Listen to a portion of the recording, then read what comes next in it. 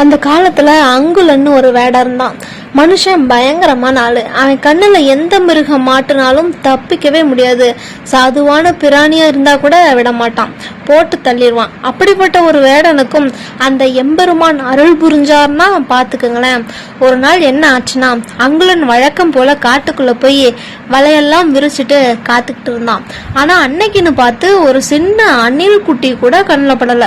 காலையில இருந்து ஒரு பொட்டு சாப்பாடு கூட இல்லாம பசியோடையே பொழுது போயிருச்சு. இப்படியே வெறும் கையோட வீட்டுக்கு போனா பொண்டாட்டி பிள்ளைங்க முகத்துல எப்படி முழிப்போம்னு அவனுக்கு ஒரு பக்கம் வருத்தம்.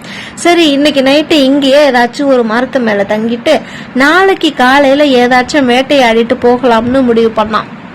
அப்படியே பக்கத்துல இருந்த ஒரு மரத்து மேல ஏறி உக்காந்தான். பாவம், அவனுக்கு தெரியாது அது ஒரு வில்வ மரம்னு. அந்த மரத்துக்கு பக்கத்திலேயே ஒரு குளம் இருந்துச்சு.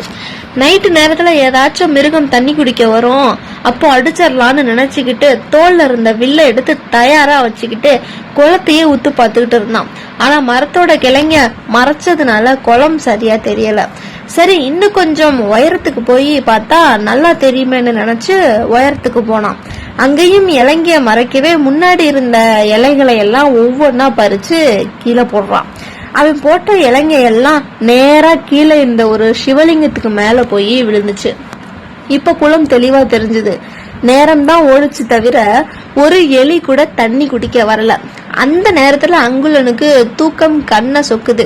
அட பாவமே, இப்ப பார்த்து தூக்கம் வருதே, ஒருவேளை தூக்கத்துல கீழே விழுந்துட்டா சாப்பாடு தேடி வந்தனா மிருகங்களுக்கு சாப்பாடா போயிருவேனேன்னு பயந்தான்.